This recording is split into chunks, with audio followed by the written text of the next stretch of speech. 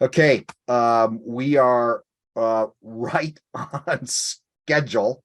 And we're down to the question and answer period. Who's got something out there that they want to chat about? This is again a two-way discussion. We could be completely out to lunch. And if you want to add something to the discussion or ask questions or throw darts, by all means, please feel free to do it.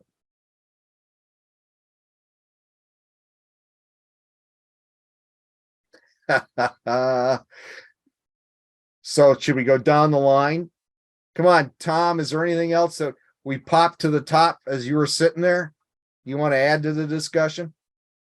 No, and other than if somebody's got a question of what we might be able to do, run it by me. And if we don't know how to do it, we'll figure it out. Because we've learned a lot of new things over the past year or so working with some of the thermal drones. So Thank you. Chad Hansen, please jump in. You're the rep over here from HSEM. Just tune in and let us know how do we do and that kind of thing. I'm sorry, I was on another call, so I kind of missed the whole question. Yeah, the question was, how do we do, Chad? Was this okay, or do we go off the deep end anywhere? No, I think you guys hit it on everything. It was good you guys talked about the ICS structure and everything like that. Because that's really the process that we have to follow for going through the locals, the counties, and all the way up to the state and everything like that. But I thought it was pretty good. I found some resources that were pretty good that I was going to check out too. So good, thank you, appreciate that. How about did we lose David Brandt? Is he still here, or did he jump off right away? Come on, Matt Goodman, I know you're out there. You're the smartest guy probably on the call. Come on, throw something at us. I actually maybe have a question for Corey. So, and I'm trying to recall, I may have asked you this already in an email a couple of years ago, but so the last time we had a major incident, we kind of got burned with our damage assessment. We had an app ready to go. It collected what we thought were appropriate fields, and we had developed that damage assessment app before this Minnesota standard was out there. And so we collected damage assessment points, and then what seems to happen is you come back and you kind of synthesize everything you've got, and then the following day FEMA says they want to know XYZ, which you didn't collect.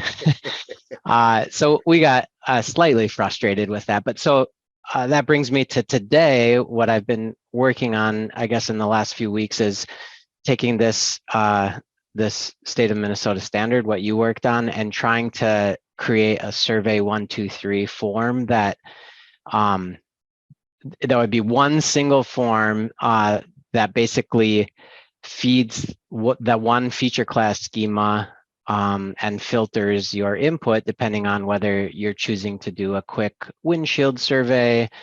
The next level one is like initial survey, I think, and then the detailed one, and also based on who you are, whether you're just a private citizen reporting about your own private property, or if you're like a public servant or somehow, representing an agency out there doing damage assessment analysis for a for public infrastructure. And I'm by no means there yet. I'm like, I would say right in the middle of all this. I don't know if it's actually going to work out because it's complicated, but you said you created some Survey 123 forms. I don't know if you endeavored to pack everything into one, if it worked for you, or if you think it's a fool's errand or what.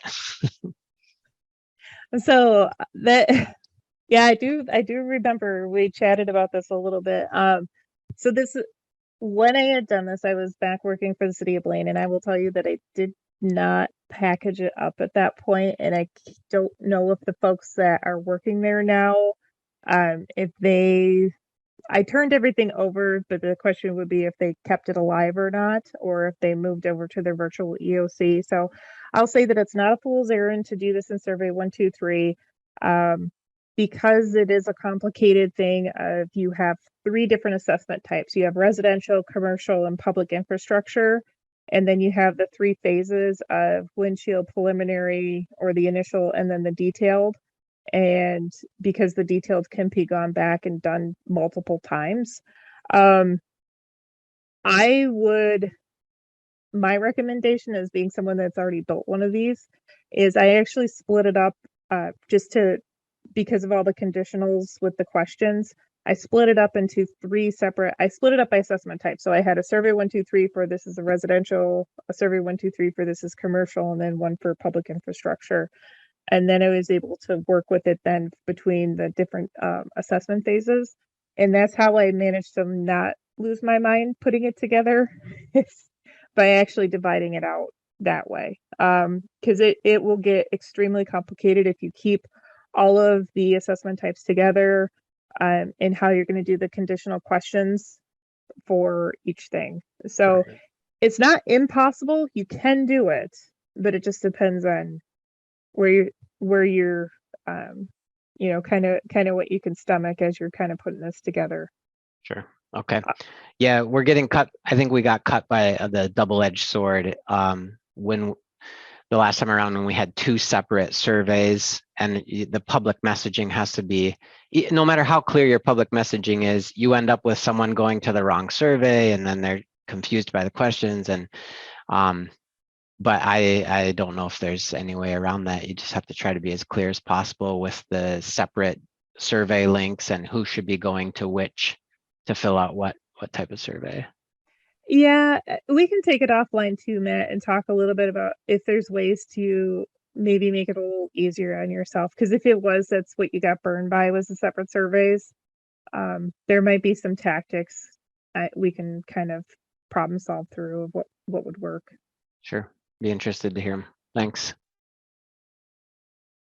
And so for anybody that doesn't know, I now work for Ramsey County, so I can paste my updated email in the chat too. Thank you, Corey. Thank you, Matt. Appreciate that. Terry Steve, C. Steve, I'm wondering, I think we might have some counties that are actually in the process of preparing for flood. And I'd like to hear from any of those. What are you doing? What are your plans? Well, Or- our brains must be aligned because I see Terry Sieben. He may be with us. And since he's got City of St. Paul in that poor airport in the City of St. Paul is Mhm. certain to be, if it gets bad, it's going to be underwater. So how's it looking, Terry? Sure. Hello to all. I am taking part in some of the planning and that type of stuff. I'm going down tomorrow morning, like to the wastewater treatment plant on the end of Childs Road. If people are familiar with that, so I'm gonna go down there, and I'm just kind of part of the liaison team, reaching out to the low-lying businesses and stuff like that, just making sure we're all connected to them. Otherwise, we're fired up our stuff, getting ready to open up our emergency operations center if we need to, using GIS stuff that people like Corey, when she was with the City of St. Paul a while ago, to use some of that. I know I touched base already with Chad Hansen previously on other stuff, and we may be reaching out to him again. So I think that we're hoping that we get the good freeze thaw cycle and get some cold evenings and stuff like that. So we're crossing our fingers that it's going to be minimal. About the 10-foot flood point is where it starts to get more busy for us. But I think we're at 5 foot if I looked earlier or something like that. So we're hanging in there. But I appreciate everybody's briefings and stuff today. I've known Tom from my military days and police days before that and stuff. So it's good to see some old faces. I'll say old faces. And Corey, we're glad you're back near St. Paul and Ramsey now. So and Randy, I've dealt with him for years too. So thanks to all. But good stuff. Well, thank you for being here as a representative of the emergency management community. You bet. We can get the crosstalk going. It's the old thing of meet folks before you need to meet folks. Amen. That's what I was told when in my prior military days. I was told by an old Army colonel that I worked with. I was an Air Force officer, but he had said you never want to be exchanging business cards when the water's up to your waist. So, amen. There you Amen. go. Thank you very Thank much, you. Terry. Appreciate Thanks. it greatly. Okay, anybody else out there? I think did we lose Sally Wakefield, a representative of Mingeo, or are we gonna put her on the hot seat? No, I don't see that mute button coming on. She's probably got her feet up. Oh. No ways. I'm still here, man. What do you think? How we I'm doing? here. This was great. I haven't had the opportunity to sit in on one of these meetings for quite some time. And so, Neither have we. yeah, how long's it been? How long has it been, Randy? I know I was surprised when you talked about Allison's promotion, but I guess that's not that long ago. It just seems like she's been at it for quite a while already, because she was already running the place, right? Yeah, But, well, it was May of last year, I think, and yeah, I think so. I think it was May but too. like I said, we didn't meet all last year. It's just, as you know, personal circumstances. So. Sure. Everybody's busy, stuff going on, but this I think was a great pulling the band back together, right? And seeing what everybody's been up to for some time. I haven't really had a window into this world for a little while. So it was really interesting for me. I was glad when Allison asked me to cover it, and we're glad to be a part of it. So Thank you. good to see Appreciate everybody. that. Thanks so much. Okay. All right, the floor's still open and we've clicked past 4 o'clock. Mark Sloan's gonna the point of all wisdom, because if there's anybody that knows about water coming out of the river, Oh my. it's Mark. Yeah, our county board declared a state of emergency this morning. Ah, So we're winding up all of our stuff. We've updated all of our vulnerable people stuff. We've done this enough times that we got it down. But I love this meeting. This was really useful to get back into speed. And I have a question for Randy or whoever. Those U.S. National Grid maps they've already made. Is there a place I can download a whole county's worth? Well, not by county, but yes. You go to that, you go to the what is it, the gap, Here, I'll get us there. I'll get us there. mgapdpc.org. And we've got a link there. Otherwise, the USGS stood up a whole new interface for the MinTopos called TopoView. Okay. And that works really very nicely. Slow down, Randy. Let's go shopping. So And what we've Randy's talked, We've what been Randy's talked, testing our disaster app, that one after the After Effect, was basically using the stuff that Corey helped build. We've got that spooled up, ready for our emergency management folks to actually use on their phones. So thanks for that too. So Mark, here's the link that Randy was talking about. It's on the quick, what did I name it? Quick reference. And I think, Got it. yeah, quick reference page. Scroll down, you hit maps, and the link that Randy was talking about, the US Topo View, is there. And then right here, US National Grid, we set up a whole page for it. And on it, you got if you click on this beast, it'll take you to Randy's app. And it builds a grid and you zoom in whatever. But his point is you're going to have to go through and download them individually. Right. I really like that point, Randy, of having some of that stuff on a jump drive just in case we lose everything. So well, and have one hard copy set. Yeah. I mean, the last thing you want is to go and sell your wares, about what you can do with GIS, and then you can't. Well, I don't have a network, or I don't have any power, or I don't have, have all these caveats. I mean, if you at least have a roll of maps, and really the emergency manager, there should be a roll of maps in the emergency operations center, so they can start on their own, Yep. And if they start, making notes, if they can make those notes on the maps, that's a precision instrument, you can start to pull locations off of that by using the grid itself too, instead of somebody drawing on a napkin or something like that, Right. you know? Okay, will do. Thank you much, guys. And Mark, down at the bottom of that page are, you know, the federal references, the state reference, the search and rescue. And you know, other stuff over here, some tools. This GIS surfer thing's pretty cool. You can move back and forth between apps, and Randy can shed more light offline on that. But, So, but putting those maps together to make a wall map is pretty cool. It's, I mean, it's kind of fun. You know, you can fold them or cut them or whatever, but you know, there's some overlap.